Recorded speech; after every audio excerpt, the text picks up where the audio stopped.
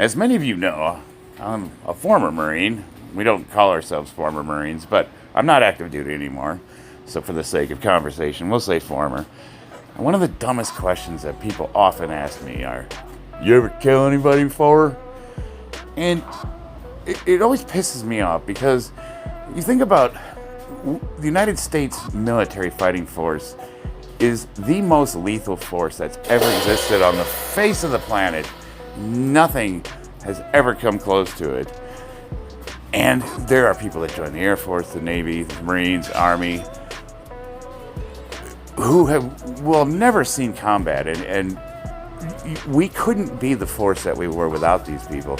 They might be admin, they might be medical, they might be computer IT, they might be some sort of base logistics support. We couldn't be what we are without them, but none of them will likely ever see combat or be deployed. And a lot of them didn't get to choose their jobs. They went into boot camp, they passed the test, and a lot of them just got put in the MOS. Many of us, we got to choose what we did. I picked my job. I was artillery, 5th Battalion, 11th Marines, 155 millimeter howitzers, baby. Sending big bullets downrange. But there's a lot of people that didn't get to choose. They just went in, and a job was assigned to them for one reason or another. Maybe they picked the job they wanted and they didn't meet the prerequisites. This often happens with people that join the Navy and they get told by a recruiter, you're going to be a Navy SEAL, boy. Yeah, you can choose to be a Navy SEAL, but you still got to pass it. And the washout rate is staggering. So what happens to those people? Well, they kind of go where the Navy tells them to go. So they might become cooks or who knows what. And is their service any less valuable because they didn't shoot someone in the face? And I thought for a long time about that. Why do people ask this question? What is it about it that's so important to people? And after working around men in construction for a very long time and working my way into supervision and getting to manage men, I came to, basically my job is behavioral.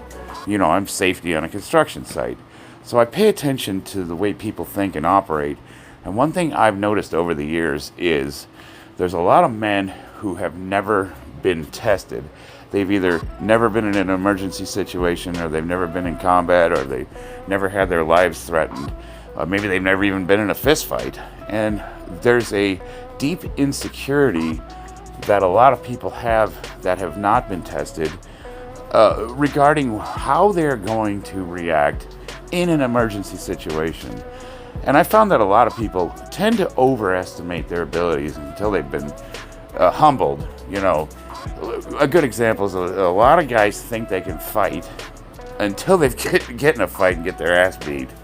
And then, I tell you what, it's very disillusioning the first time you get your face smashed in front of a bunch of people. So what happens if you've never been tested? Well, this tends to manifest itself in one of two ways, generally speaking. There's fear, which, you avoid at all costs any kind of confrontation. Or there's this false bravado, arrogant type thing that people do where they try to project themselves as something they're not. And you see this as, I guess the common term that they like to throw around is toxic masculinity.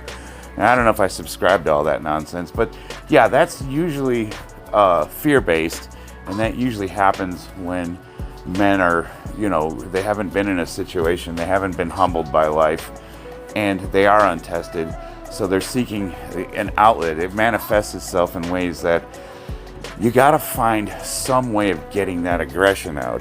So what's good for that? I mean, other than picking a fight with somebody or doing something that's going to put you in a harmful situation and possibly get you killed, what are some of the ways that we can deal with that in a way that's healthy?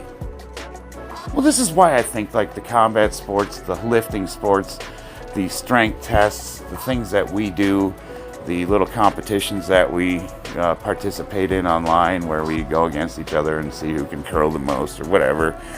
This is all stuff that's vitally important because it provides an outlet to that aggression, that anger, that pent up testosterone that a lot of men nowadays don't have an outlet for. The term catharsis means finding relief from strong pent up emotions. I'm paraphrasing, it's not the exact dictionary definition, but essentially, when you say that somebody's having a cathartic episode, you generally see someone crying, overly emotional. Maybe they're dealing with grief and loss, and it's usually associated with emotional breakdowns. But it can also mean just getting the aggression out, like participating in mutual combat, putting the gloves on and going boxing with your buddy, and you two agree to just beat the crap out of each other. Or powerlifting. Who can pick up the most weight? I promise you, if you do 3 attempts at your very, very maximum amount of weight, on that 3rd attempt, after you've lifted all on the platform, you aren't thinking about anything. Sometimes I'm just having a crap day. The world's just grinding me down.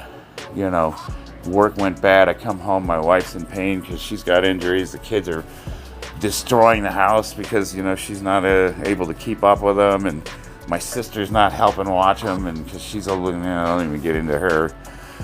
Whatever, I could be having a crap day, so I'll come out to my garage and I'll put as much weight as I can on the bar and I'll pick it up, and all of a sudden,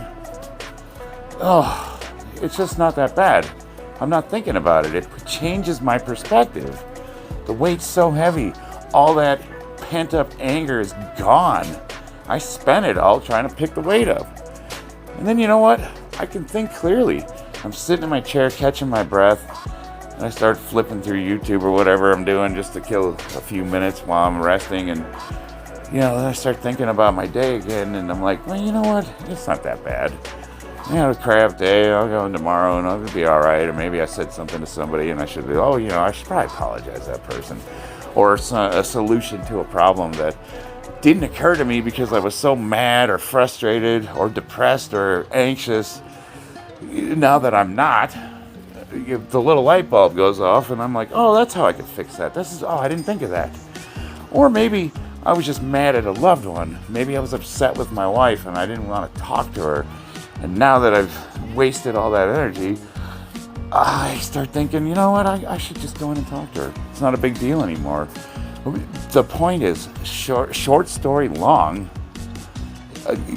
finding a way to get that aggression out in a healthy way changes your perspective. It's absolutely vital to find catharsis. So we have 2 things that we're talking about. We're talking about the bad kind of pent-up aggression because you are a man who's never tested yourself, and you've never put yourself in harm's way, or you've never had anything bad happen to you, so now it's manifesting itself in all sorts of toxic ways, and you become antagonistic to anybody who you perceive to be stronger or more competent than you, or you're fearful and you don't want to ever try anything because you're afraid of what might happen, or you're like me and you suffer from depression and anxiety. That's my new word, depriety. It's not depression, it's not anxiety, it's depriety. And putting myself through it changes my perspective on those things. Either way, this is why I always answer the question when people say, why do you lift? Why are you doing this? Why are you just trying to show off? You're just trying to prove yourself to the world. Well, yeah, but deeper than that? What does that come from? What purpose is that serving? And it's serving an ingrained evolutionary need that all men have to be aggressive, to be powerful. I'm not a biologist. I don't know. But I can tell you we've been on this planet for a lot longer than we've been in civilization. And it's only a small amount of time that we've been on this tiny blue ball floating around this universe that we've been domesticated. And now what do we have to do? We have to find ways to supplement our wild side. And I like to think that powerlifting is a safe way to release that aggression. Lifting sports in general, combat sports, boxing, MMA, jiu-jitsu, powerlifting, Olympic weightlifting, strongman, CrossFit, whatever you want to do. Maybe one of those ultra marathoners. Those are different. Those guys are aliens. You know, guys like Lance Armstrong who can bike like 3,000 miles. That's a different. I can't even get into the mindset of those people. But nonetheless, we have three needs. We have material, we have spiritual, and we have physical. Material encompasses mental. We have to take care of our minds. We have to stimulate ourselves mentally. We have to find purpose. We have to do things that we are engaged in. We have to learn to keep growing. We have spiritual. We need to become part of something bigger than ourselves and belong to a community. And we have physical. And if one of those three things isn't taken care of, well, we're going to be less than whole. And chances are we're not going to be as good as we could be to those people that we care about, the people that we work with, and the people we surround ourselves in our communities. That's why I truly believe that it's a man's duty to be as strong as he can be physically. It's part of the pie, man. You have to do everything. This is also why I have such immense respect for people that actually put their money where their mouths are and compete. It's not about whether you're good or not. It's not about whether you're the best. It's about the fact that you had it in you to go up there in front of people and put yourself out there, make yourself vulnerable for everyone to see, and to compete against other people or yourself on the stage.